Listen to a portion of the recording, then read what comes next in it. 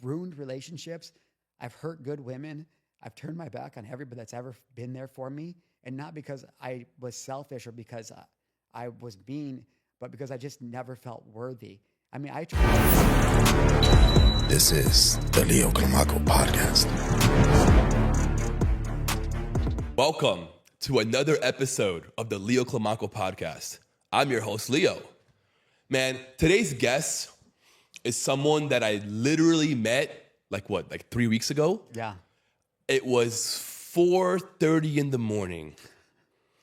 I was in my balcony smoking a joint, and I'm on Instagram, and I see a reel from this guy just spitting gems.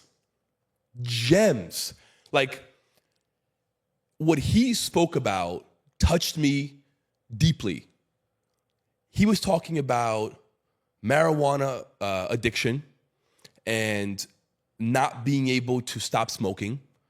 And I'm there, and I've been there many times. And that hit me so hard, I DM'd him. And I said, Marshall, I love what you're talking about. I love what you do. I got to get you on the pod. We got to meet. We got to collab. We got to do something. And 2 weeks later, I flew him down from Chicago to South Florida to get him on the pod. Marshall, thank you so much for being here, bro. Absolutely. You kidding me? It's truly an honor, man. For those of you guys who don't know the background story, I was literally in the gym, and I have been, at the time of shooting this podcast, have been really going through it. And I've spent the last 10 years of my life traveling around, speaking on stages, but specifically training speakers, training entrepreneurs how to get paid to speak, build brands, and build movements. But to say that I've crashed and burned hard over the last year of my life would be a massive understatement. So I just want to say, first off, thank you so incredibly much, because you don't understand what that message has meant to my life. It's been the spark that's rejuvenated something in me that I can tell is about to take off something big. And it's interesting how God works in that way. You know? It really is. You're sitting there thinking one thing and smoking a joint on your balcony, and I'm sitting here going through it, and I get this message from this random guy, right? And he's like, hey, I want to be on a podcast. And I'm like, yeah, I do podcasts all the time. Like, what, you had a Zoom link to book in? You're like, no, I only do it in person. I'm like, oh, if I fly you down and put you up, will you go? And I'm like, yeah, like, let's do that. Let's go. It's interesting. I just hope that the people that are watching this can understand, when you truly get out of your own way and you just kind of surrender to what God wants for you, these things and these opportunities start to show up. And now here I am jamming with you. You got like a real tan. I got a fake tan, but we both look pretty good on here. So I'm excited to be here, man. It's truly an honor. Thank you so much, man. Bro, you're fucking ripped. Thanks, man. You really are. If you saw me not that long ago, I was not that ripped at all. But I just turned 40, and in October. And thank you very much. I had to take a look at my life, and what I realized, Leo, is that I was a man that no longer kept promises to himself, and I wasn't very good at keeping promises to other people. And so I just continued to let myself down in so many areas. And I heard a guy one time say, the most common thing in the world is a consistent man without results. And that spoke to me so deeply. And I was like, I've been working out consistently for 13 years, and look at my fat ass. And I just decided, I know now that it was God. I did not have a relationship with God before this. And so if you're listening to this podcast, the way that I'm about to talk, I was not talking like this like 3 months ago. But now I know it was God. But something inside of me told me that I've got to get serious about my daily process, because I recently just had everything in my life taken from me. And what I've realized in my first 40 years is that anything in this world can be taken from you like that. And I had to find something that couldn't. And so I found refuge in becoming the type of man that never misses. And I dialed into this daily process, and I thought, no matter what happens, you could take all of my money, all of my accolades, all of my clients, all of my friends, everything, but this is the one thing that nobody will ever be able to take from me. And it all was taken from me, but that one daily process. And now I've dialed in, and I got somebody that reached out that wants to sign me to a fitness contract for supplements. That's awesome. Yesterday. Yeah, and I'm not even a fitness influencer. So, gentlemen, get your butts in shape, man. I'm telling you, it changes the game. It really does. Yeah. Why do you think God has put you on this path? That's a good question. I've been through a lot. First off, I just want everybody to know, as you listen to this podcast, Marshal Gillen is nobody. Like, I am nobody. My life, to me, is not mine any longer. I have decided to lay down my life to God and Yahweh's will for me. So as I talk, I want to make clear, like, you guys, I'm not boasting about myself in any way, shape, or form. I have gone through what seems like hell in my first 40 years, and I never understood it. I mean, we can go into the dad leaving and the narcissistic stepfather who was, treating me like crap my whole life, to all the accolades I had in high school, full scholarships, football scholarships, and then everything just in my life by the time I was in my 20s centered around addiction. I just could never, I had this like thing, Leo, where it was like, no matter how much success I have, the people I want to care will never care. And so eventually and again, this is all subconscious, I didn't realize this, but eventually you get to achieving so much that just became like, what the fuck is the point of this? Like, nobody cares anyways. And so instead of trying to get the attention of my dad and my stepfather to love me and appreciate me and say, hey, son, I'm proud of you, I just decided to go the other way. And my identity really became rooted in how much I could drink, how much, cocaine I could do, how many joints I could smoke, and how I could just keep going. And then eventually when I was 23, I just was done. And so I took like 53 half bars of Xannies and a bottle of vodka and an 8-ball of Coke, and I was like, that's it. And it was crazy because as I was slipping away, I'm 23 years old at the time. I'm in San Diego, California, 2,100 miles away from home. And now that I've had an opportunity to be a parent, I can't even imagine what it would be like to get this call. But I called my mom and I told her what I did. And I'm slipping away and she's screaming on the phone, Marshall, wake up, wake up. And that was the last thing I remember. Woke up in La Jolla emergency room out in California shortly after that. God saved me somehow. But it's Did she call 911? She did. She called 911 and they like busted in the door. And I woke up immediately when I woke up in the emergency room. The first thought was initially like, oh my God, thank God that didn't work, which was immediately followed by, wow, you're even so worthless you can't kill yourself. Wow. So one thing I do. Quick question. Yeah. Why'd you call your mom? She's my best friend. She's she's my rock. She's the one that was always been there for me no matter what. And I knew that I just wanted to say goodbye to her.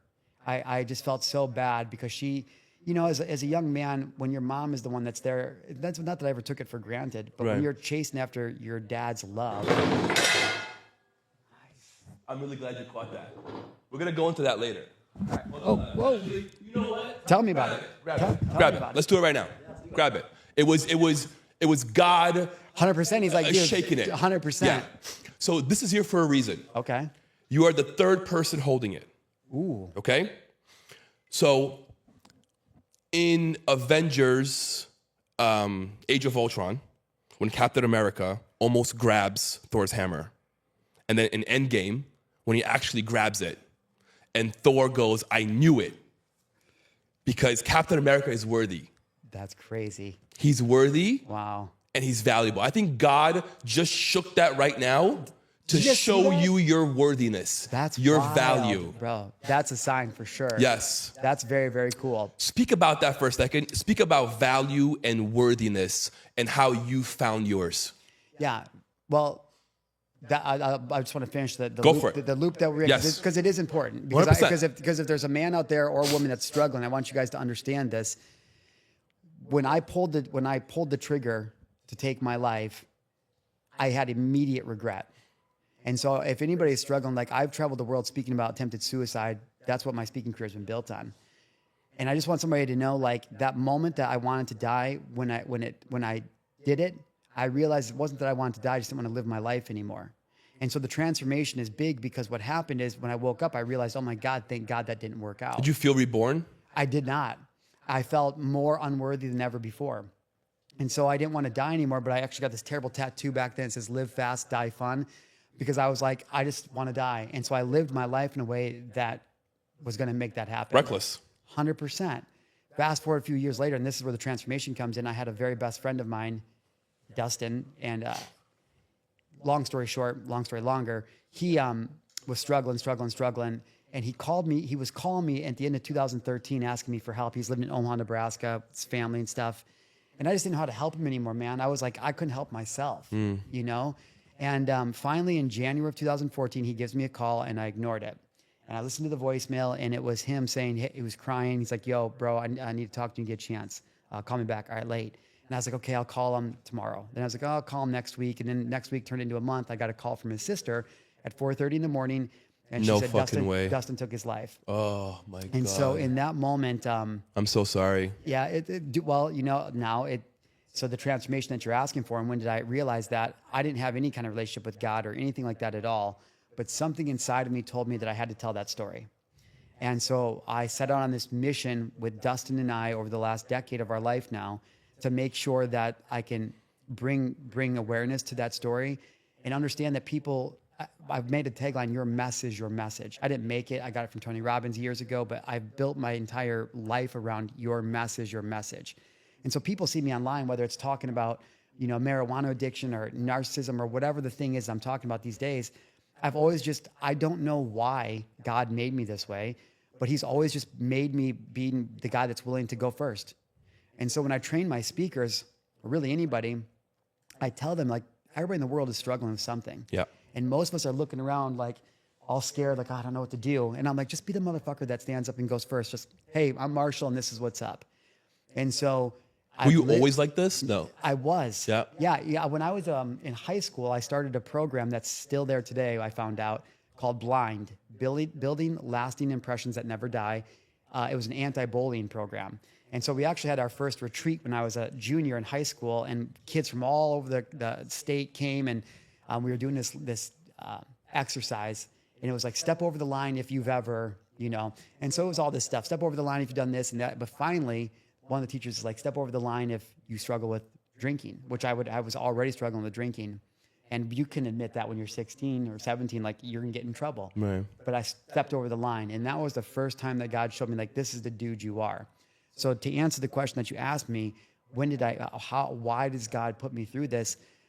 I didn't know until literally just like 4 months ago that it always had to be this way. It always had to be this way because God wired me in a way to go first.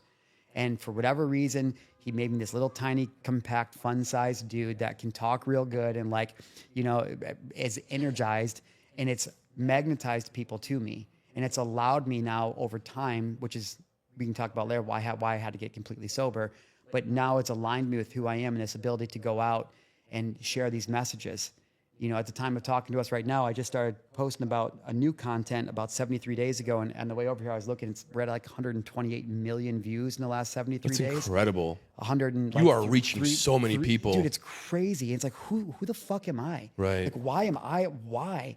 Because you're worthy, bro. Well, I appreciate that. And, but that's what I'm realizing. And so now that I look back, I'm like, oh, this is why you put me through all this crap, because you've been preparing me for what you prepared for me. And now here we are. I'm getting opportunities like this to come to South Florida, jetting around, drinking coconut water, hanging out and badass out with these cool people, and having God talk to me through these amazing props. Bro, that was so crazy. That was so crazy, bro. But I'm sure you get a lot. I'm sure it's the same thing for you, man. I mean, like, you have this podcast and studio going on. I'm sure you have an entire story behind 100%. Bro, dude. Our story is very, very similar. Yeah? Yeah, I'm a high school dropout. Okay. I'm an immigrant. I was here illegally for 11 years. High school dropout, cocaine addict, womanizer. I've gone through it all. I've never gone as far as suicide, but I've gone as far as, doing 3 8-balls, driving 170 miles an hour, not giving a fuck. Yeah, 100%. Drinking was never my thing. It was always more cocaine and weed. Yeah. And that really, really took me on a spiral. And my coming to Jesus moment was, I was 17. And at the time, I was doing audio and visual, being a tech, running wires, putting TVs, shit like that. And I had a car that I just bought. It was a car that I used to transport. I was moving bricks at the time. And going with the wrong fucking crowd. Been there. Long story short, my car was in the shop. I couldn't get it. A friend of mine got the car, ran a stop sign, crashed the car, totaled it. Never saw him or the car ever again. Wow. That hit me so hard because that car to me was freedom. That car was my access to go anywhere. It gave me the liberty to be free. Yeah. And I felt my world crashing at that moment. And Especially as an immigrant. I Yeah. mean, I'm sure it's like, you finally get this freedom. Exactly. And then you're here and you realize, oh, fuck, I maybe just blew my chance. 100%. That's wild. Yeah. It's crazy how those messages come through like that. Yeah. 17 too, man. 17. Like the awareness of a 17-year-old to be able to pick that up, though, is pretty incredible, man. Yeah. At that moment, everything was unveiled, right? My parents found out about everything. Everything was open. At that point, I felt like my life was over. At 17, everything is so fucking dramatic. Well, yeah, but Right. So I slowly rebuilt myself. I got my GED, went back to college, majored in computer networking, began working in IT, became an IT director, wow. worked for billionaire families, doing as a one-man stop shop IT support for billionaire families. Did that for a bit. And then my wife and I eventually built a company. We own a therapy agency for kids with autism. No way. Yeah, in New York. We do in-home and in-school behavior modification. Badass. Yes. So now we are bringing it to Florida. Our goal in 2025 is to expand and grow within the Florida school districts and partner up with them. So my journey is of one that I really shouldn't be here. Yeah. Everyone thought that I'd be in jail. Everyone. My friends, my parents, my sister. No one believed that I'd be who I am today. Yeah. And I think that's what drove me. I got to a point where I woke up, right? And I'm like, all right, I can't be that dude anymore, right? Like, all right, you had your fun, you explored, you saw that side of the world. Let's go see the other side now. Wow. What a blessing. Yeah. Man, I've been there. I was a little bit older than you. I'm a 5-time college dropout though, so I'm in the room with some big brains. I'm like, I tried 5 times. I didn't realize it wasn't working for me. I only got my associates, so don't. That's still awesome. That's still awesome. I tell kids nowadays though, I'm like, just learn a high income skill. I mean, if you want to go to college, I guess you can. But Yeah. Times have changed a lot since I was younger. But it's the important thing I hope that people get from this conversation that we're having right now is that, like, whether you're 17 or 40, like, you're never too young. No. If you're listening to this, you're not too young to get started. And if you're an older guy, like, it's not too late. It's not. The time when God puts it in your head and on your heart to see the thing, to do the thing, to be the thing, it's meant for you at that time. And so, like, I'm always loving it. Well, we had a great conversation on Instagram the other day with We had you a and Julie. great conversation. I just love having these conversations and open up the dialogue. That with hour people. flew by. Yeah, it does. Yeah, it really, really does. Marshall, let's go in the past. Okay. I want to know about your childhood. Yeah. I want to know about that struggle you went through. Are you an only child? I was for the first 10 years. Well, yes, no. See, everything about my fucking life is complicated. My dad had had a daughter. She was 10 years older than me. My parents were separated though, so I don't know that her sister, Got it. sister. Then I was born to my mom and my father.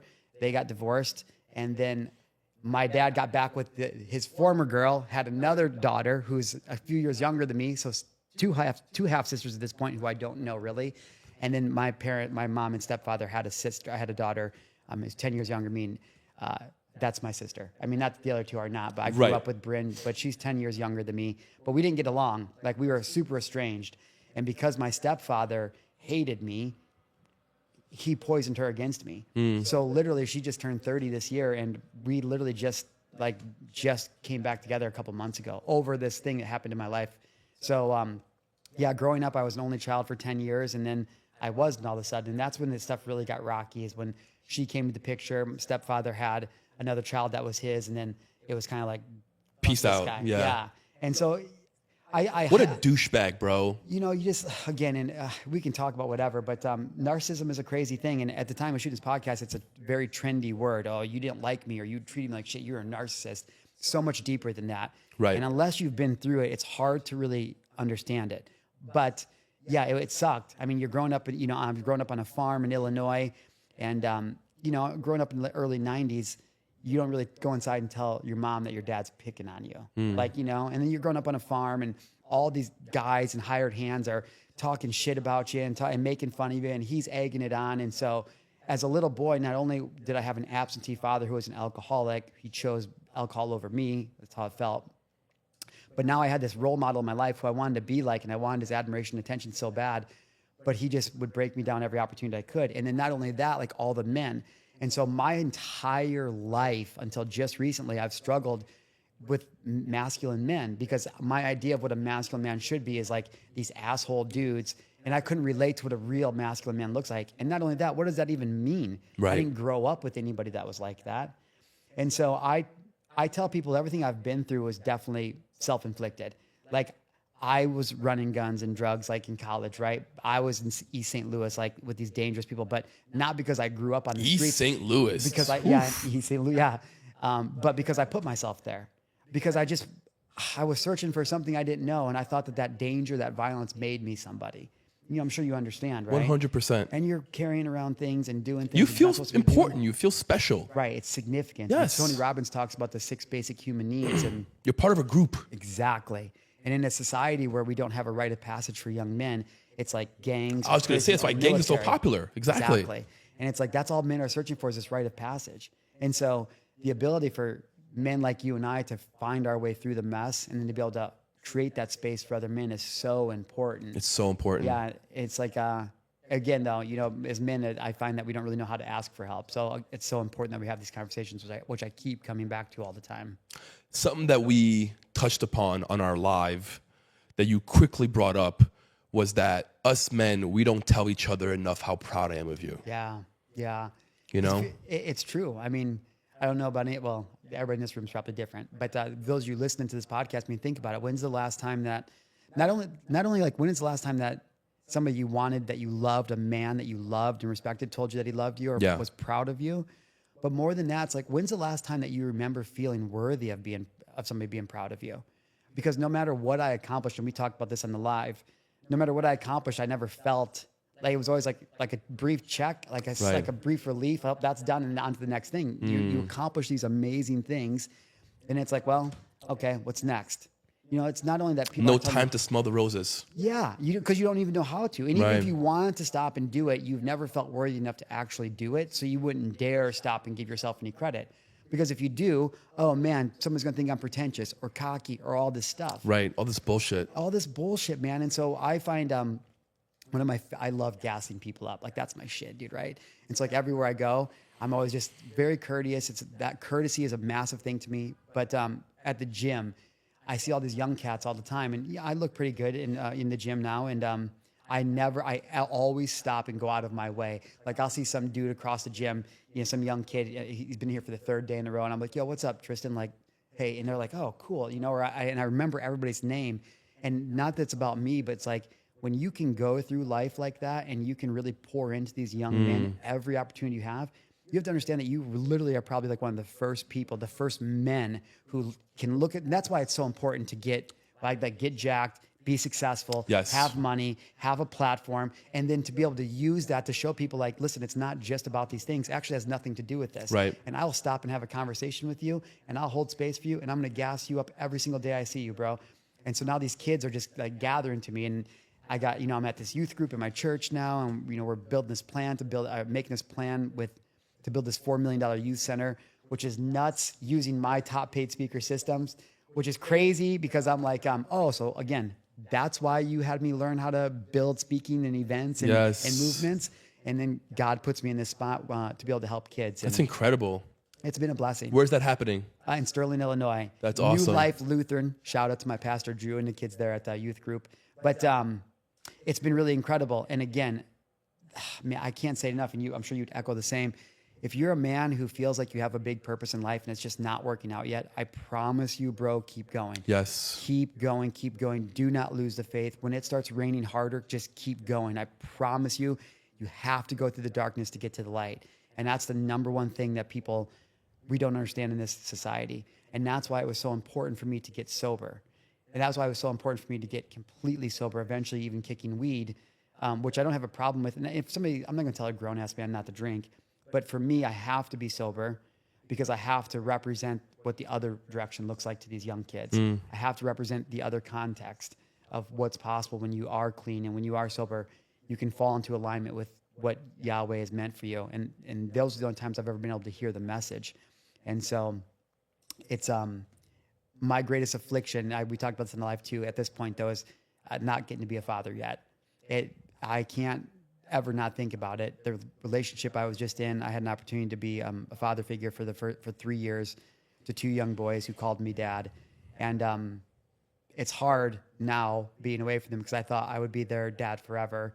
And I don't know if I'll get a chance for them to come back to me one day. But as I said, everything happens for a reason. And now because I went through this thing with my father, because I went through this thing with my stepfather, because I know all the things not to do, and then because God blessed me the opportunity to be Joshua and Tristan's dad for a little bit, I now have the opportunity to pour into millions of not just young boys, but even grown-ass men who didn't have a father. And, you know, I wish I hadn't wasted my life on drinking and drugs and partying, that I could have been a dad, but I know that God always had to make it this way. And maybe someday I'll get an opportunity to be that husband and father that I so desperately want to be. I have no doubt. But if not, then it is what it is. I've given it's not just, I've got freaking Romans 12 tattooed on my face. I'm so about becoming a living sacrifice. It's like I've literally just laid down my life to whatever his will is for me. And if that will is to be a father to millions of fatherless kids, then so be it. I hope that it is to get to be the father to those 2 young boys at some point, and my own boys eventually too. But time will tell. How and why is your faith so strong? I don't know how it couldn't be at this point. And I am an emotional guy. I'm just so unworthy of what I get to, like, what am I fucking doing here, Leo? Like, what am I doing here, dude? I have tried to kill myself. I have done every wrong thing. I've ruined relationships. I've hurt good women. I've turned my back on everybody that's ever been there for me. And not because I was selfish or because I was mean, but because I just never felt worthy. I mean, I tried everything I fucking could to mess up my life, not consciously, but yes. And it's, and still here I am. And I look back after this last relationship I was in, and I just think, like, why do you love me so much, God? Like, why have you never forsaken me? And I don't know. I don't know the answer, but it moves me so much at this point that I'm like, there's nothing else I can do. You still have life in me. I have this gift of gab. You gave me the story with Dustin, and so it must mean something. And in a world where in 40 years I haven't been able to find any meaning, bro, I've saved not millions. I've saved thousands of lives. I've had millions of followers. Since 2014, I can't tell you how many messages I've gotten. Hundreds and hundreds and hundreds and hundreds of people. You've saved my life. You've saved my marriage. You saved my relationship with my kids. If it wasn't for you, this, and I've never been able to feel any of it. I told you to lie. Yeah. I can't even watch the testimonials. I couldn't even read those things. I'm like, okay, thank you. But like, that's good. Like, okay, bro. And now I'm sitting here and it all makes sense. And again, I'm like, why do you love me so much, God? And so now I'm like, that's all I want to talk about. Because you're a great messenger. I can't believe I'm a freaking God Jesus freak now. You and are, I mean that in the most, I can't believe it. Me too. I was Same. at the airport looking for a Bible I today. saw your story. You can't buy a Bible in O'Hare, just so you guys know. And O'Hare, if somebody's watching this, you should get some Bibles up in that piece. So I was like, I guess I'm just going to get a bunch of travel Bibles and start handing them out, dude. I'm that guy now. But truly, it's not about religion. It's nothing like that. I agree. Something inside of me so deeply just wants to serve. And for the first time in my life, I found so much meaning in serving. Like, I'm trying to find people in Fort Lauderdale tomorrow that want to go like hand out pizzas and stuff to the homeless, because I can't think of what else I want to do because I'm down here, because we don't have any homeless people in the little tiny town I live in, you know? But that's the kind of shit I like doing now. I've done all the things. I've done all the travel. I've made millions of dollars. I've made my clients millions of dollars. I've stood on the biggest stages with the biggest names. I've been in the rooms with actors and celebrities, and it just never fulfilled me. It's never fulfilled me as much as it does to see that young kid at the gym and dap him up and say, yo, bro, like the smile on his face that I remember his name. What are we talking about? He's excited that I remembered his name. How sad is that?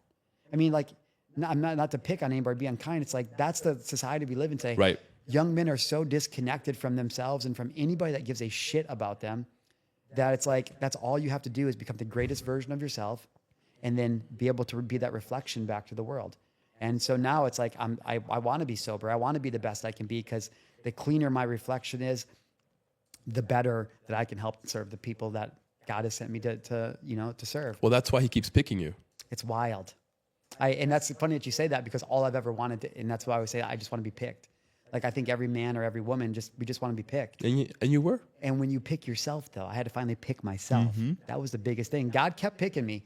I mean, he's been picking you too. Like, just so he's picking you too, right? He picks you. He keeps telling you, Yeah. and then eventually you have to pick yourself. Yes. That love that you want from a woman or a man, you have to give it to yourself first. And I know that's so cliche, and we don't have time in this podcast to be like, what does that mean? But like, No, we got plenty of time. Okay. Yeah, Well, yeah. but you know what I mean, though? 100%. It's just so I did this first. I ran a narcissistic abuse recovery workshop last night for men, first one I've ever done, and I had these men from all over the world, man, like literally Australia, South Africa, Germany, UK, Florida, and they're just pouring their heart out, and they don't really even want anything besides just to be heard. And then you listen to them, you hear them, and they're like, "Well, I don't understand. Why do I miss her? Like, what am I supposed to do?" And so it's like, all right, stop.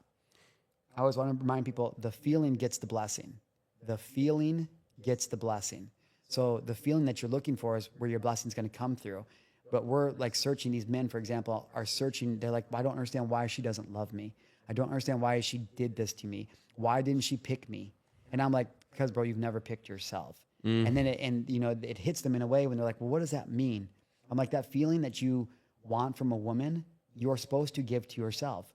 But the reason you can't give it to yourself is because you constantly break promises to yourself, because you don't trust and you don't believe. And the second that you feel icky, you distract. Like, I was never a big drinker. I just knew that drinking was the gateway to cocaine. I knew that if I went and had a lunch beer, then I'd be like, okay, I'm actually going to call up my dealer, and then I'm nose deep in a bag. And so whether it's drinking, drugs, gambling, working out, building businesses, promiscuous sex, like, it doesn't matter. Anything can be a distraction. And until a man is willing to sit down in his pain and just sit with it, just sit there. Like, I was in Montana for a year and a half in a cabin alone in 2020, crying basically every day, just purging this pain that I didn't even realize I had. Until one day the tears dried up and I was like, oh, okay, well, now what's the message? And a little bit of a message came through. And what I found out over the last year of my life is that the cleaner I can make this vessel, the more the message, whatever that is, comes in. Like, I'm on the flight today. This is a great example. And God always does these amazing things. I wake up yesterday, I open Instagram, and there's a Bible verse from somebody I follow. It's 1 Corinthians 13. And basically it just says, it doesn't matter how good your work is, what your body is, what you worship. If you don't love, if you don't really truly love, and you allow yourself to be irritable, it's all for nothing. Now, I've been super irritable in my real life lately. People that come against me, people that want to discredit what I've been through, say I'm attention seeking. And that's carried over into like this lady who took my mom's parking spot the other day. And I'm like, fight. It's crazy. And so I wake up and all of a sudden it's like, bam, oh, damn, I need to choose love. So here I am on this flight down here. And maybe it's because I was 36,000 feet in the air, but I got a new message that I've never gotten before, in something in a way that's so clear about loving my enemies and loving the people that hurt me, that I posted. You probably saw when I got here, I was like, oh, I'm a completely new man when I got off that flight, and I will forever be, because I understand something so much more intimately and different than I never understood before. And where'd that thought come from? Like, right. People don't do we actually ever stop and think about, like, where do your thoughts come from? Straight downloads. And the cleaner that this vessel is, the more alignment I'm in, the more downloads I get. Right. And the better, the faster the following grows, the more opportunities like this happen. Who knows who's going to see this podcast? Somebody's going to be like, I want that dude on my show, or come do this. And I'll be like, all right, like, here I am to seek to serve. And again, it's not about me. It's just about, I've finally let God use me. And I'm pretty excited to see what happens next. Something I learned about myself with my therapist, right? She revealed to me why I chose cocaine. Why are we here?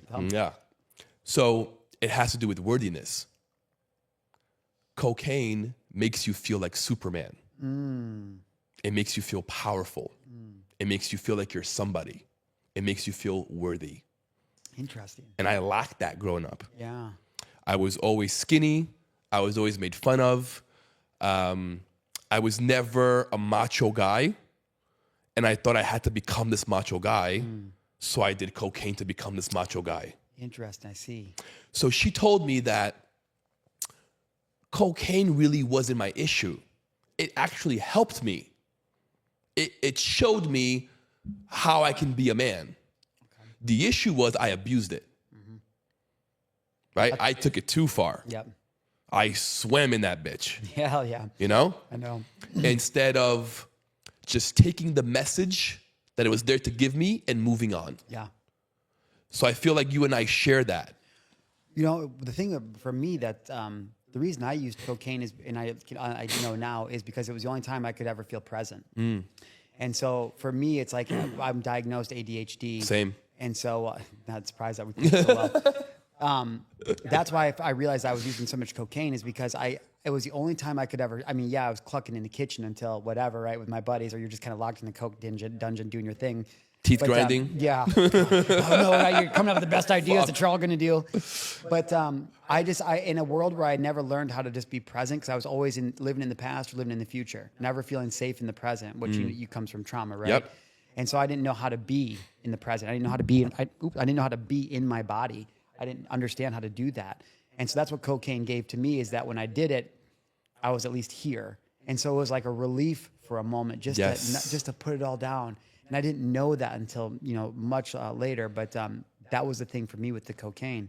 And obviously, if you have ADHD, dopamine doesn't work right in your brain. Right. And so those hits of dopamine, until the party runs out and you just can't even manufacture it anymore, right? And it's just like, okay, the first one's good, but then that's it. I'm chasing the high. And my whole life was chasing the high. And the sun comes up and you feel like shit. Bro, when you fucking walk outside and the birds are chirping. Oh my God. And you feel like a biggest piece of shit. I'm like, God damn, here we are again, dude. Yeah. And that was the thing, is that, so what does an addict look like, right? Because when I started actually making my money was when I had the biggest coke addiction. I'm literally traveling around the world, speaking on stages, talking about attempted suicide and all this thing. And I am a full-blown addict, and nobody would have ever guessed. And I'm living this secret life with my coke friends who all know, but then I'm out being top paid speaker everywhere else. Wow. And so when you really walk out and it's like that, you're just thinking to yourself, I am such a piece of shit. Do you still have those friends? No. I do that. And not because I don't, we're not even the same frequency. Right. So we can't even exist. And you were sabotaging yourself by being there. Okay. So that's the thing that we really need to touch on, is that because my paradigm subconsciously was I'm unworthy, I subconsciously find things to reinforce that. Right. And so many men and people in general, men do not realize that. And that's what I'm trying to tell the men last night in the workshop. The reason you got into this narcissistic relationship is because you subconsciously need to justify how unworthy you are of love, and that you only get abandoned. And so we continually... Our thoughts and our internal thoughts and feelings are a direct reflection of our external reality, right? Like thoughts become things, double slit experiment, quantum physics, all the things. So if in this realm, every single thing is energy, and if I am the universe, I don't even know if any of this is real, because when I die, it all disappears anyway. So that's why I'm always trying to slow people down and say, listen, if you can learn how to be present and let it go, your reality is literally a reflection, blueprint of exactly how you feel on the inside. Yes. It's telling you exactly what to do and what not to do. And I didn't realize that until, again, I was much older, and I ruined everything. And literally on June 24th of this year, when I finally had literally everything taken from me, I was brought to my knees, and the only thing that was left was God. And I didn't know that until then. And now I know. And I'm like, oh, great. I'm Moses coming out of the desert, or out of the desert, man. I'm like, let's go. Wow. And I feel so upborn and so alive for the first time in my life that I don't know what's happening next, but for the first time, I'm present. I'm not worried about the future. I'm not lamenting over the past. I'm just like, yo, I'm here with Leo in his great shoes and this whole awesome studio. And I'm like, what's up, dude? Like, here we go. Let's have a conversation. Let's fucking go. Yeah. Let's go deep into narcissistic women. Okay. Because usually when that word is brought up, it's men. Yeah. Yeah. Okay, so first off, let's talk about narcissism in general. Yeah. I don't want to be and this is important. I'm glad I'm on a podcast talking about this. I specifically talk about female narcissists on my page, on my pages. One is because that's my experience. Two is I found out that there's literally no other man in the world talking about it right now, publicly, like I am, which I didn't know when I started. But I just want to say is that, like, I hope that if any women are watching this, I do not mean to dismiss you. My mother suffered at the hands of a narcissist still to this day. She's, in her late 60s, and I can't even have a conversation with her about what I'm doing because it's so triggering to her. And so I want to just make sure that women know, like, we're not here to dismiss anything or invalidate what you've been through at all. So let's talk about narcissism for a second, and we can get into the female thing. If you look up narcissism in the dictionary, narcissism is a personality trait. It's a personality style. Narcissism exists on a spectrum. Okay. So you can have healthy narcissism. Like you and I are have healthy narcissism in the fact, like, we're overconfident. You can't beat us. We're going to win no matter what. Right. Well, I'm not a narcissist. My heart bleeds for people. I'm overly empathetic. Yeah. So that's the first thing that we need to understand. The second thing is, on my pages and anywhere else, I don't talk about cluster B disorders because I'm not a licensed therapist. I'm not a clinician. I'm not a psychiatrist, none of that. Right. So it's important that I always reference that narcissistic personality disorder is a cluster B disorder, and you have to be diagnosed with that. And most narcissistic personality disorder people will never be diagnosed with it because they're not going to go to a doctor. They don't go to a doctor. Okay, so that being said, because they think too highly of themselves. Exactly, right? Yeah. Although I do say Nick Cannon literally just came out like a week or so ago that he was diagnosed with NPD, or narcissistic personality disorder, which is a big step forward for people to be able to. Nick Cannon, really? Nick Cannon, yeah. Wow. And so it's it's there. God's working. I could explain the 12, 13 children. Yeah, 100%. Yeah. And so narcissism. So the way that it works is I like to tell these men, dude, there's so many millions of men across the globe that are being abused, whether it's physically, emotionally, and or psychologically, and men can't talk about that. Because they're embarrassed as fuck. And there's no safe space for this. Yeah. There's no safe space for them to do that. Like, when I made my first post on September 1st about narcissism, I was like, I actually put it up, and it got like 10,000 views in like an hour, which is way more than I've ever gotten in anything. I got so scared I took it down. Really? I was like, oh my God, I don't want my ex to see that. Then I put it back up. It got like another 5,000 views. Then I took it down, and then I denied it for 10 days. Basically denied God for 10 days, and then eventually he was like, bro, I started going to therapy. My therapist is like, I think that she might have been narcissistic. And then I just realized I had to start talking about this. So real quick, and I'll say this, over the course of my 3-year relationship, I went to 3 different therapists because I knew in month 6 of this last relationship that I knew month 6, dude. But I was so codependent, which I didn't know at the time. I had anxious attachment style, but I didn't know at the time. That I just kept letting this woman talk me back into coming back.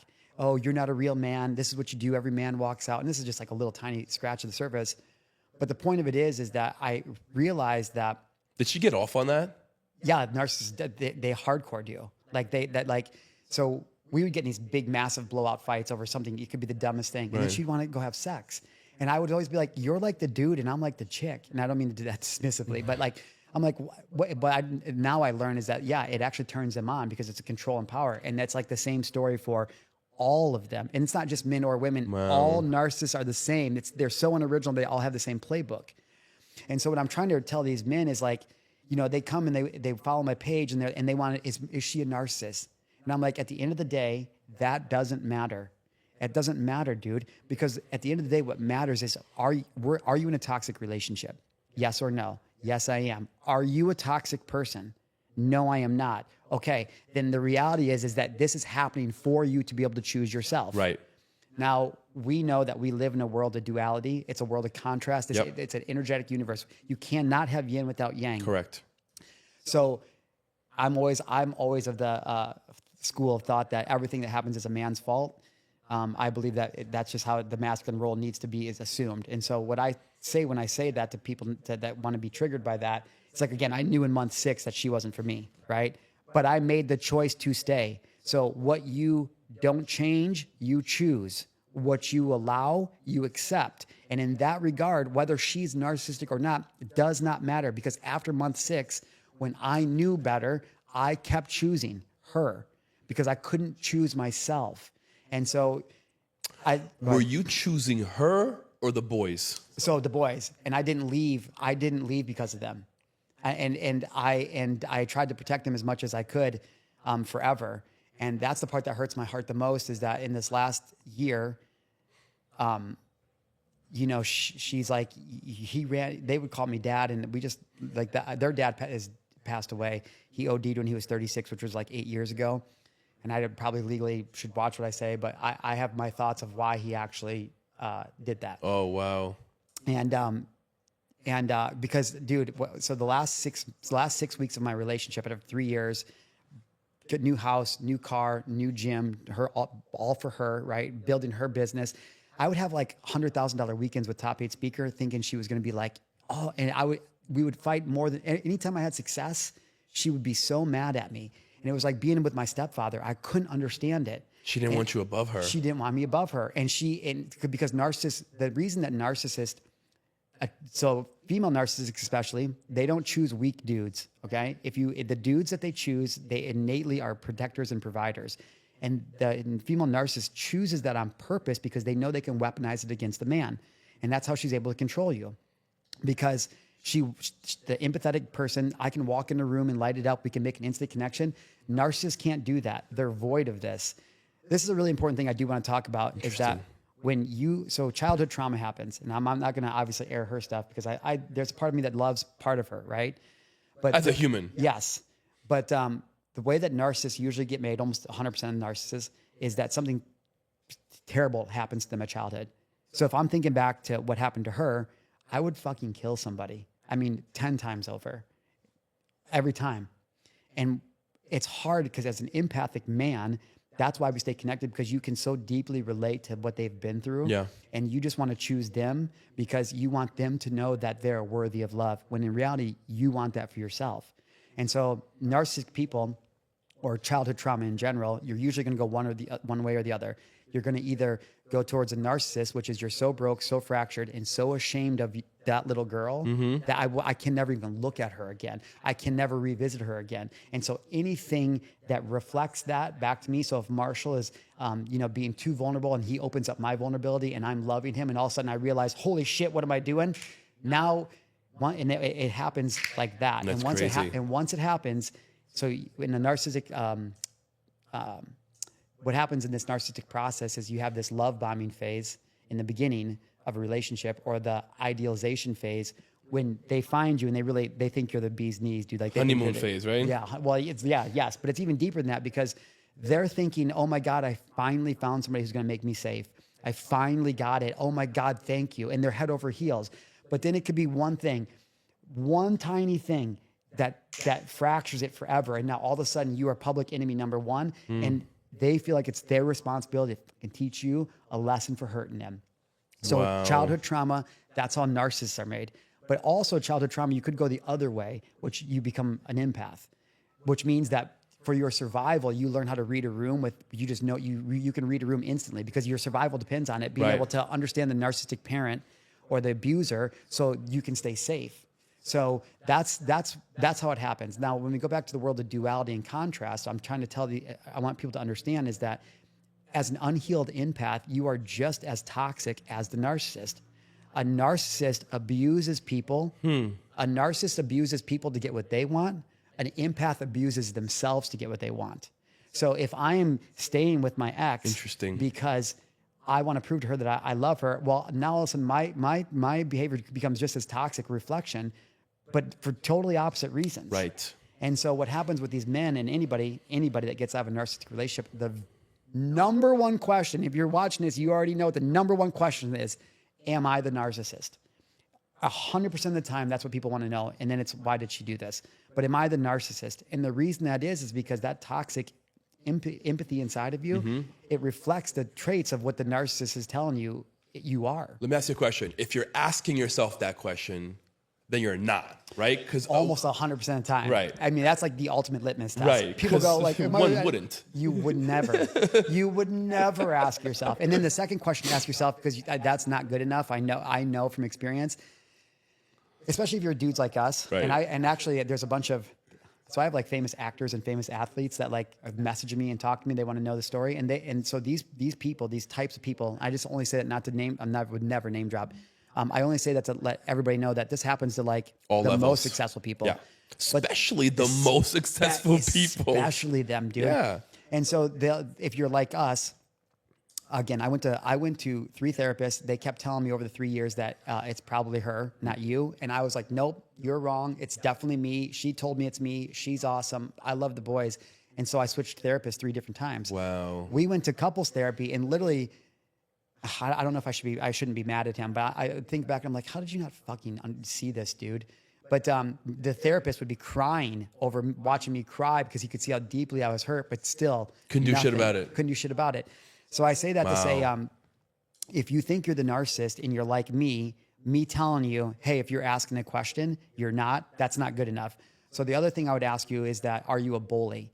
Like, do you just straight up bully people just to bully them? And if you don't, you're definitely not a narcissist, because that's why. And I didn't know I started an anti-bullying program when I was in junior high or in high school. Yeah. And that's why I always just hated bullies. I've always been the guy that's going to stand up. I don't care if you're a stranger. I don't care where I'm at. Nobody gets to pick on somebody that can't defend themselves. I agree. And I've always been like that. And now I know why. And so that's the other question is like, okay, if you're asking the question of you're a narcissist, you're not. But if you can answer say that you're not a bully, then you're definitely probably not a narcissist. Now, why do people feel like they're a narcissist then? Well, dude, the stories are all the same. I'm telling you millions of stories, right? I didn't know. I thought I was a narcissist because she told me I was. I had never even heard the term narcissist or gaslighting until she started telling me that. I went and bought a college level book on it. Oh my God, knowing now, when it showed up in the mail, she was probably like, you motherfucker. But so I'm like reading for the last year, like, okay, trying to figure all this out, you know? And she's just going in on me. And once so you have the love bombing phase, but once the fracture happens, you move into what's called the devaluation phase. Now, the devaluation phase runs... Real quick. Yeah. She underestimated you. Oh, every bro. single step of the way. 100%. And she should have known better knowing me, dude. She thought that she was going to be able to call you a narcissist and you not go dig up what the fuck she's talking about. I tried to tell her when we got together. I'm like, did you not fucking know who you're like? I'm like the super impact girl. Like, you didn't have to be this way, what? Right? And so right up to, and even now, that was her biggest mistake. 100%. Was underestimating you. Well, I always thought like she was like the super narc, like a super shredder in Teenage Mutant Ninja Turtle 2's, dating myself. Yeah, you know, and so like you move into this devaluation phase, and what that means is that I'm going to say she, not my ex, but she too. Right. They're purposely trying to break you down, but little by little. That's why the gaslighting is so crazy, because they can't do it all at once, or you might leave and tell on them. So you have these little breadcrumbing moments of where they return to the love bombing phase. It's crazy. But then they always go back to the devaluation phase, which is belittling and demeaning, and they do it in front of the kids. Then they weaponize the kids against you, and then you know the kids are starting to feel the fact that they don't want to be scared of their mom, so they have to agree with her and all these things. And so in the devaluation phase is when you really start the trauma bond starts to form. Right. So the trauma bond, for people to understand, your brain starts to have a chemical, physical dependency on them. You become trauma bonded to them. So you're literally an addict. Okay. So that's why so many addicts fall into these relationships. So now you're trauma bonding to the narcissist, but this is starting to cause cognitive dissonance. And so cognitive dissonance, for the people who don't know, it basically means that you believe two things are true at once. You believe, oh my God, she loves me because she told me that I'm the best thing in the world. But also she hates me because she tells me she does. And because you can't figure out which is true, your brain is basically buffering. And the whole time you can't tell anybody in the outside world what's happening. You're trying to keep up this facade. You're thinking there's something wrong with me because she's constantly telling you that. And then it all starts to fall apart. But once you really, okay, so we got to stop 1 second. The devaluation phase runs congruently with what's called a smear campaign. And the smear campaign is systematically and strategically deployed by a narcissist. Propaganda, right? Yeah, so the outside world will know that you're the abuser. So if you ever do leave, or you ever try to tell them, they'll be like, well, you mean Marshall's the abuser? Like, he used to yell at me. But they do this so when you do leave, they can immediately move on to their next narcissistic supply publicly without being judged. So for example, 3 years in this relationship, I'm Mr. Right, I'm the dad, all the things. I'm gone for 5 weeks, and she's out on a boat on Labor Day with our kids and this new guy and his kids all over social media. Completely destabilizing. That's when I knew. That was actually the moment that I knew. So thank God she stole that $2,000 from your business clients, because I know what's up, girl, but we won't talk about that. Thank God you did that. And so she took that money, got a boat, and that's what literally blew this whole entire thing open. And so for the men or the women too that are watching this, that's what makes it so hard to leave, is because when you do go to leave, mine was such a blessing. It was so easy. I just left. I left the state, no marriage, no kids. But there are dudes all over the world who are police reports, falsified police reports. This is like the most common thing. Wow. Kids are taken from them. And what happens is they will a lot of times record you, or they'll document you reacting to them. So they push you until you break. And then what happens is what's called reactive abuse. Now, this is why people trip and they think they're the narcissist, because the narcissist, one, has told you you're a narcissist. You've never heard of it before. Right. They tell you you're gaslighting. You've never heard of it before. And then when you snap finally, they go, you see, I told you. And then you're like, oh my God, because it's not you. Wow. So that's called reactive abuse. And really what happens is... What a fuckery. It's fuckery, dude. You get these things called... It's like a witch spell. And so my ex calls herself a witch. And I found out that almost all these guys I've talked to, same with their women. They're like, oh, we're witchy. Anyways, you get these narcissistic fleas. You get these narcissistic fleas, and that's what it's called when you start to take on their traits. And that's what's so destabilizing about the whole thing.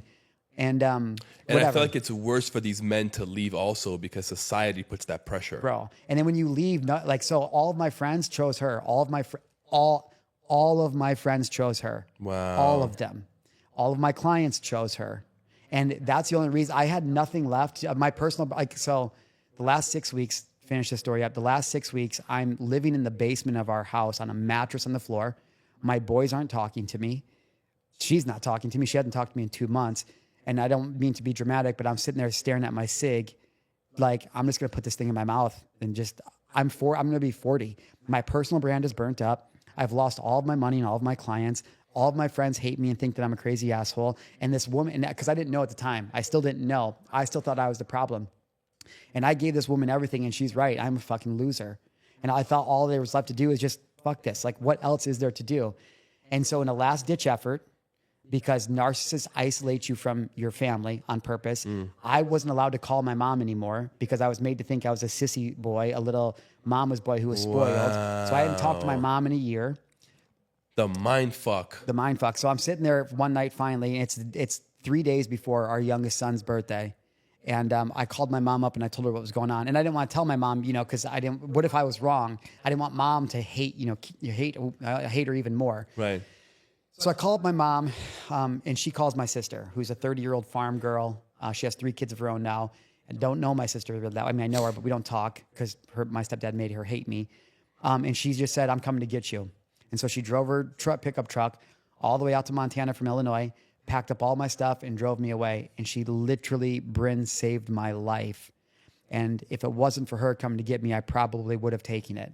Now, I know that God had a plan for me, but that's what happens. These men start to suffer so bad that they know that nobody's going to believe them. And so for me to be able to share this message online, that's why it's growing so fast, because for the first time, millions of men across the world are going, oh my God, thank you. Thank you for standing up and saying that. So have I always been the person that crossed the line and went first? It's always been me. But it never mattered, and I never felt worthy of anything or like it was important until now. And now I understand why God did everything he's done to lead me up to this point so I could become strong enough in my faith to share this message, to be the guy that goes, you know what, I'm blowing the whistle on the whole damn thing. And I have been. And it turns out with social media and everything, the rise of narcissistic women are obviously it's blowing up. Huge. But that starts with, that comes from decades of weak men. What do you think made the sister that doesn't like you come save you? I don't know what else it would be. Just timing. Has to be Yahweh. What else would it be besides God? Did you guys speak about it in that car ride back? Well, a little bit. We were just starting to open up a little bit. And now I look and see her every day, and I get to pick up the boys from school, and I love her to death. Like when I left, beautiful. When I left Sterling, Illinois, I left at 20, and I blamed Sterling and all the people in it for all of my problems, and I've hated it my whole life. And I was literally the prodigal son returns after 40 years. It's so wild. I was forced to go back to my hometown, and I have never been happier in my whole life. I get to see my mom every day, which I have never seen her in 21 years. I get to see my sister every day. I'm walking across the gym parking lot and I see old best friends. When you're incredible. Out, it's incredible what God will do to you when you surrender. And now I have this opportunity to what's look like to go, what's going to be able to go all over the world and just spread this message and really just love on men, dude. Marshall, you are not meant to take your life. Yeah, thank God. I'm never going to try again. You are not meant to take your life, Marshall. I think it would be a tragedy for your soul to have to come back and do this shit all over again. Yeah, it's not happening. You're so far into it 100%. In this lifetime. Yeah. You know what I mean? Yeah. Well, we did talk about our plant medicine journeys. Yes. So I know that I don't take my life. Man, I hate to say it, but I know that I get killed. Like somebody kills me. I know that for sure. And it's something either shot or stabbed right here, which will come in time, I'm sure, with some kind of persecution. But I don't die like in a plane crash or like a car crash or something like that. Like I'm persecuted for something. And hopefully it's not anytime soon. But I just know that I don't die from taking my life. Like nothing like that happens. So, yeah, that's a whole different conversation. But that's a whole different conversation. Let's go into that. How do you think plant medicine journey opened up your mind? Bro, it changed everything. So I'm traveling around San Diego. I'm building this false identity of, being a top paid speaker, making all the money, but something wasn't right. So January 2019, I started to get this really bad pain in my stomach. And I think I'm dying of cancer for sure because I'm a hypochondriac, just so everybody knows. I always think that I'm dying of something. So I think I'm dying of something. And my real good, one of my best buddies, and I really wrecked it with him. Larry, if you see this, bro, I love you and I miss you. Like, I'm sorry, dude. Like, I'm sorry. This is 5 years ago. I'm sorry. I love you. My best friend at the time, he was going to a business mastermind in Thailand. And he had just started microdosing with plant medicine with psilocybin. Okay. And he's telling me about it. And I'm like, bro, I'm never going to take that stuff. It'll wreck my brain forever. I was right. So we fly out to Thailand. We go to this 7-day business mastermind, speaking at, crushing it. Okay, cool. I'm not a logistics guy. Thank you, Connie, for everything. That's not me. Like, oh my God, thank you. I had to check into my hotel and was like freaking out. But Larry took care of the best. The best. So I'm checking out. So the 7-day business mastermind's over. I think that we're flying home, and Larry's like, "No, I got us 3 days at this island. We're going to do mushrooms." I'm like, "You motherfucker!" So we go to this thing, and I take this. I go into the journey. It's about 11 o'clock in the morning, and first off, I thought I was dying for the first hour. Oh yeah. My body is so heavy, I literally can't even pick it up, and I'm just in fear, dude. And then eventually something starts to kick in, and the best way I can explain it to people that are watching that haven't been on a plant journey. I didn't have a relationship with God at the time. This is the first day I ever met him. I was God and me simultaneously having a conversation with each other. Both, I can't even, breaks my brain to try to think about it now, but it was both perspectives simultaneously. So we have this conversation. Incredible. Powerful. And basically, he walks me through this little private resort, Koh Phi Phi Island, just off Thailand, this luxurious, private, tiny little resort island. And he walks me through the whole property. And the only way I can liken it to is Mario Brothers 3, the menu stage. Okay. And you're like, that's what it was so like. Funny. And so he's bebopping me around and he's showing me all these things that I can be. And at the very, very end of it, which is 5 hours later, he shows me that only thing that matters is that I'm supposed to be playful. He's like, Marshall, nothing else in your life matters but play. And I'm so far removed from this at the time because I'm Mr. Top 8 speaker. I'm Mr. Proving myself. And then he showed me how I die in that moment. And that's how I know. But when I came back, I was broken. And I took a look at my life. Came back into my life in San Diego, took a look around like, none of this is real. None of what I have built is real. This is all bullshit. All the people I'm surrounded with, I am the biggest fraud in the world. And it was the first eye-opening time that I had the opportunity to choose to get rid of everything. Mm. So I did. I got rid of everything, left San Diego for 13 years and moved to the mountains in Montana. And I told you on the podcast, in the mountains, out in nature is where I started to develop that relationship with God. And I was so tiptoeing around it for the last year and a half, or I guess last 3 years now. But that's what plant medicine did for me. What kind of discipline did it take for you to be in the mountains by yourself? Not a lot at all, because I was forced there. Okay. I got to the mountains, and there's no internet in Montana outside of the city, and even in the city where I was at in Kalispell, it wasn't really that good. And so I had to rechange my life because I was Marshall Live, and I am live. I called my shot. Live video came out in 2016. I told everybody, watch what I'm going to do. I'm going to build a brand out of nothing. I'm going to become, the video's still online. I'm going to become a professional speaker. I'm going to go from nothing to something. I'm going to show you guys how to do it. And literally, I took my cell phone and social media and live video, and I built out of nothing a multi-7-figure speaking business. And so that was the whole thing. I'm Marshall Live. And so anyways, when I got to Montana, I couldn't do that because nowhere I went had internet signal. So for the first time, my identity was crushed. There was nothing left. There was nothing. So the Marshall Live, it became Marshall Present. Well, I actually became Marshall High. Marshall High. God, I just couldn't get it out of my system, you guys. So now I'm like rolling around smoking doobies, and but I got sober. I was still smoking, but I got sober. I think smoking is a little bit different. Oh, 100% different. Yeah. And actually, I started smoking marijuana. It saved me at a time when I had to pull myself out of that violence and danger I was in. Because what for people with ADHD, and you can, I'm sure, relate, when I smoked, I was focused. And so when I smoked, it was protection because I was able to then push all those people out. But when I got to Montana and I was still smoking, what I realized is there was nothing left. Yeah. Did you know that marijuana, everyone thinks it's a female energy. It's a male energy. No, I didn't know that. Yeah. It is the father that you didn't have. Wow. Correct. Holy smokes. I can see that. Yeah. Yeah, mind blown on this podcast. Okay. I have to unpack that. That's crazy. Yeah, that's crazy. I have to think about that. But when I got to Montana, I realized there was nothing left to protect myself from. I had cleared everything out. And so I've been struggling to let go of it for 3 years. And all of this only happened because I let go of that. So I'm not saying that everybody needs to stop smoking. It works for some people. Right.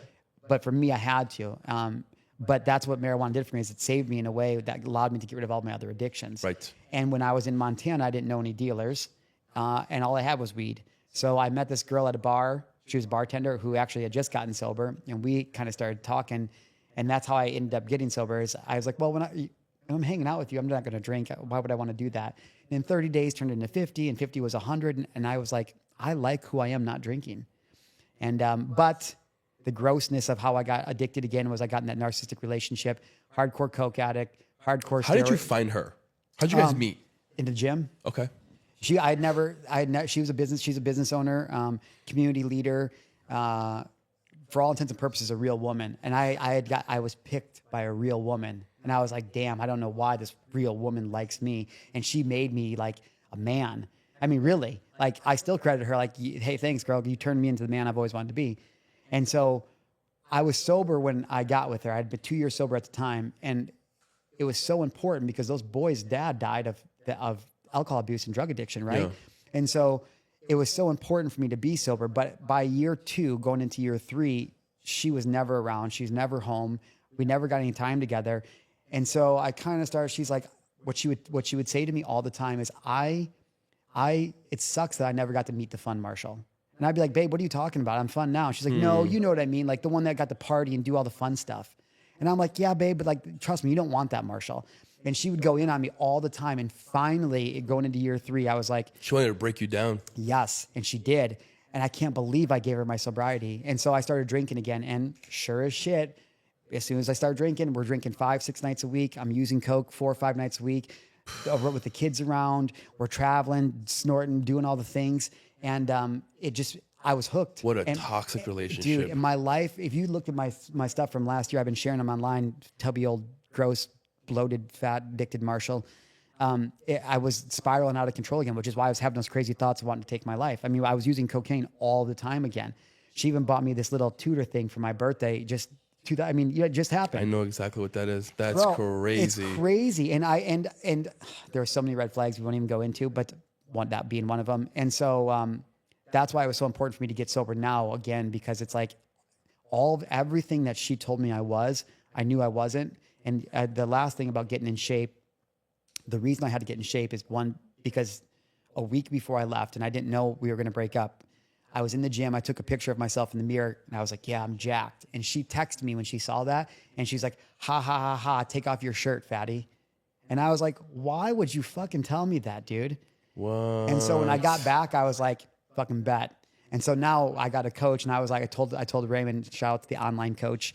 I told the online coach, I said, I want to be all natural, no peptides, no TRT, no supplements, nothing. I want to look better than her. And that's how the whole thing started. And now I do. She looks all tore and I look great and she's probably going to stroke out. And that's probably how my boys come back to me.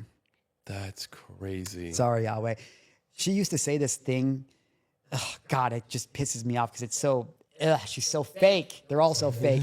But when she tells the story about losing the kid's dad, and I just prayed to God, take him or heal him, take him or heal him. Just fix him or take him, God. And that's when she tells the story. And so I'm like, I'm like, God, take her or fix her. Either take her or fix her, because my boys are like, tell me why my 15-year-old just called me 14 days ago at 2:30 in the morning, bawling, drunk, saying how much 14-year-old. He just turned 15. 15. Yeah. Bawling. Oh my God. She's never home. She was just gone in Vegas at some show for was supposed to be 4 days that turned into 11 days, which I'm sure was some other sugar daddy. Kids are home all alone, no food in the house. I've got neighbors who follow me on Instagram. They're like, I don't even let so-and-so go over to the house anymore. The cops are over there. There's all these crazy things. The youngest comes over, tells me there's no food in the house. He doesn't want to go home anymore. What can you do about it? So this is the cool thing, is that when I found that out just a little over 2 weeks ago, when this neighbor told me on Instagram what's going on, I just broke down crying. It was on a Sunday. I didn't know what else to do. So I just ordered Uber Eats and sent it to the house. And Good for you, man. Yeah, dude. And so, my youngest hit me up on Snapchat, because the oldest, he's really been poisoned against me. And so it was hard for him when I left. He was very, very mad. And so I wanted to make sure the food got there. So I texted the youngest one on Snap, and I was like, hey buddy, I got some food coming to the house. Just make sure you get it. And don't tell your mom, because I don't want her to be mad. And he texted me back. He's got the sweetest heart. And he's like, thank you, but please don't do that anymore unless you tell mom, I wanted to say thank you in the beginning. Okay, bye. And so my God. I go to bed that night and I'm freaking out that I shouldn't have done that. One of my followers is like, oh, be careful that she doesn't get a restraining order against you. So I go to bed that night thinking oh man, I shouldn't have done that. Bro, you're trying to feed these kids, I'm trying to feed the bro. kids, dude. And so so it's 2:30 in the morning. I haven't been sleeping since I stopped smoking. I wake up at 2:30 always. And then if I do go back to sleep, I have nightmares. I mean, nightmares for 3 hours. But I wake up at 2:30. This is 2 weeks ago. And I look at my phone, and the oldest texts me. And he was just like, thank you, thank you. And so I text, he's like, he said, I miss you. I just wish that I wish you hadn't put mom in such insane credit card debt and left us. And so I was like, all right, bet, bro, I'm going to tell you the story. And I still to this day don't talk shit about their mom to them. I would never. When she would be gone traveling, when we were together, it would just be us three boys. And they would say things like, what if mom never came back? Or what if she died in a plane crash? We would be okay, wouldn't we? And I would immediately put a kibosh on that. Boys, don't say that. You don't mean that. And your mom doesn't mean to be the way she is. She loves you very much, which is bullshit. But her actions do not prove that.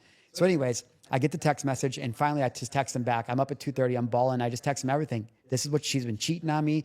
This is all the money she took. This is the money she took from her partners. This is everything she's done. I'm sorry to tell you, bro. This is what's going on. Wow. So he calls me up right after that. And the one phone call that I've been wanting to get for so long. So thank you, God. And so I have this conversation with him for 40 minutes, and he's crying on the phone, and he feels like it's his fault, because he's like, you and mom used to fight over that, because I gave them structure and discipline, but I'm always very fair, and they missed that. And so now that the house is running boys love order and discipline. They need it. The house is running rampant. It's a house of ill repute, and he's crying and telling me how much he misses me. He's like, I'm so sorry. I shouldn't have done that. I purposely turned you and mom against you just so I could get my Xbox back. Poor child. I saw him on Snapchat a couple days ago, a couple days before that, trying to sell his Xbox. And I was like, why is he trying to sell his Xbox? So when he called me, it made sense, because he's like, I don't even want to play it anymore. He's like, I didn't know. I was like, you have nothing to do with this, bro. And so then he tells me, I'm really sorry. I'm drunk right now. I stole liquor from mom. I go, where's mom at? And she's like, oh, she's upstairs with one of her friends. I'm like, you have school tomorrow. She's like, oh, she said I don't have to go. And he's like, I would be in so much trouble if you were here. I said, you're damn right you'd be in trouble. I said, you'd be grounded for life. He's like, he starts laughing. He's like, yeah, I know. And but he just was crying and just emphatically wanted to know. Bro, these boys fucking love you. Dude, 100%. And that's what he kept saying. I love you. I miss you. And he just kept saying, look, I want to be an entrepreneur like you. I want to speak, and I want to do all the things that we were working on. He's like, if you're ever in Montana or even close to Montana, can you just maybe stop by and see me for a few minutes, And so... You're going to make me cry, bro. Yeah, and so I miss my boys so bad every day. And I can't even stand it. What can you do? There's nothing I can do besides become the greatest version of myself And so that one day that they can hopefully find me, and they'll know that their dad never gave up on them. They'll know that their dad never left them. And it will happen or it won't. And that's what I try to preach to these men who are going through it. I'm like, bro, there's nothing else. Everybody believes her. Nobody believes you. That's crazy. The courts don't believe you. There is literally nothing else you can fucking do besides become the greatest version of yourself. And in that, and then wait. And if it's meant to be, if it's meant for me, it's meant to be. And so what can I do? I can do nothing besides what Yahweh has put on my heart, which is either I'll be a dad one day or I won't be. But I have to be here on Leo's podcast. I have to make that content. I have to do my daily process. I have to hit those 100 burpees a day. I have to do those things because my boys have to know that if the time comes that their dad loved them so much that he went through hell to get back to them. And you'll always be there for them. I'll always be there for them, no matter what. And whether it's my boys or any boys, and that's not just my boys, it's any boys. And it's the same thing I tell these men. Marshal Gillen is nobody. I have laid down my life in service of Yahweh to be a walking, living sacrifice in the image of Yeshua, to be this man, to show people what's possible because I don't know what else to do. And, and that's all I think about every day. I downloaded pictures and maybe I'm ruminating on the boys. I don't think so. I just know what they're going through because I was that boy. And I know what they're living in because I lived with them for 3 years while they went through it.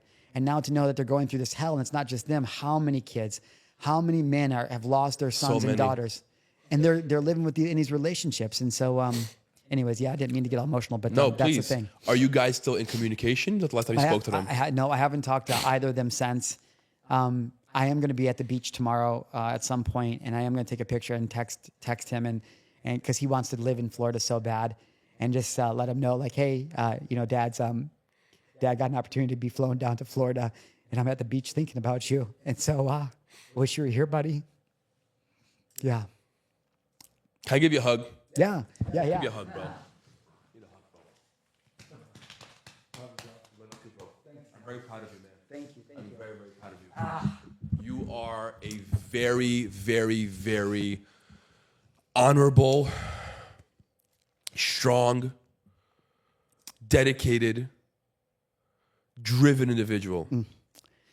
Marshal, you are here for a reason. Amen. You have touched and will continue to touch so many lives. I believe that. And again, we can end the podcast with this. None of it is me. All these words, all these actions, none of them are me. Marshal Gillen trying to do it on his own, fucked up for 40 years. When I surrendered my life to God and decided to try to become a walking image of Jesus, whatever that meant, nothing to do with religion, to live as Christ, this. So none of these words are mine, and I appreciate that. But again, it's not me. None of it is. I just I get clear. I stay clear. I wake up every morning to become a living sacrifice in his name, and the rest is taking care of itself. You're an incredible human being, bro. I cannot tell you how much I appreciate the opportunity to share all this. You're the first one. You're the one that's, Leo, the one that I told you when we started. If it wasn't for your message, I don't know if all of this would have been that strong, because you were the spark in the dark that I needed, something to work towards. And to be able to share with my audience, I'm going down to Florida has given me purpose in a way that, I know you bang these out and your podcast is amazing. And I watch your guests and they have massive followings and they're doing massive, awesome things. And I'm not being dismissive of you inviting me here, but I'm saying, I know it's just a podcast, right? But this has changed my life. And because you saw that in me and you're out there on your balcony smoking a joint and invited me, because of that, I'm going to be able to touch millions of more people. And so I just, again, will say to the people that are watching, and we said this on the live, that thing that you want to talk about, that you don't understand how big of an impact that might have on somebody else. 100%. So just get started and share your story. 100%. I think there are no coincidence. Amen. We were brought together for a reason. Let's go. And I know for a fact, you and I together are going to do great fucking things together, bro. Let's go, dude. Bro, I want to know you for the rest of my life. You will. And I know you for You the are rest of my life. such an incredible person, man. I love you, bro. Yeah, it's exciting to get to know your Super story. excited. Dude. You brought me to tears.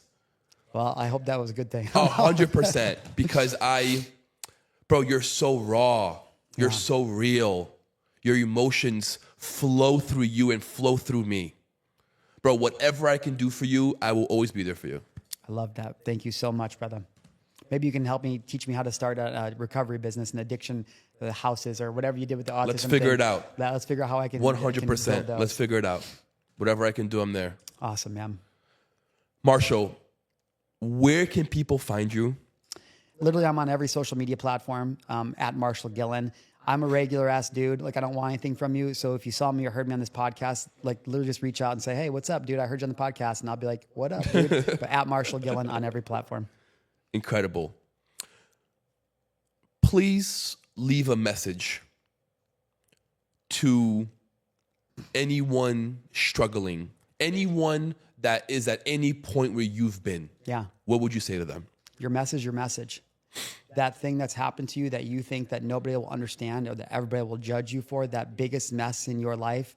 And it's a micro and macrocosm of, I mean, it could be today, it could be a big overarching story, literally anything. Like that mess, that thing that you recognize that's happening to you, if you can learn how to share that vulnerably and powerfully, it can become a message. My tagline and mission statement since 2016 has been the same. I'm on a mission to save 1 billion lives who save 1 billion lives with the power of vulnerability and storytelling. So just get vulnerable. Surround yourself with mentors who can help you stand on the shoulders of giants and turn that mess into a message and watch how Yahweh starts to work through you. If you're not ready to run through a fucking wall, let's go. You have not been listening, bro. Let's go. I don't know what the fuck is wrong with you. That's funny that you say that. That's literally that's like verbatim what people say after they hear me think, I'll run through a wall right now. Yeah. I'm like, really? If I was that's how I feel. I'd run through a wall. I'm trying to break through a wall right now. Let's go. Well, I think we did break through some walls. We did, 100%. 100%. Marshall, thank you so much. I appreciate everything, brother. God bless you. I wish you nothing but the best. You are such a success, and I cannot wait to see what you do next. Thank you. Thank you. Guys, go follow Marshall, please. Go say hi to him, DM him, like, subscribe, hit that bell notification, and we'll see you guys next time.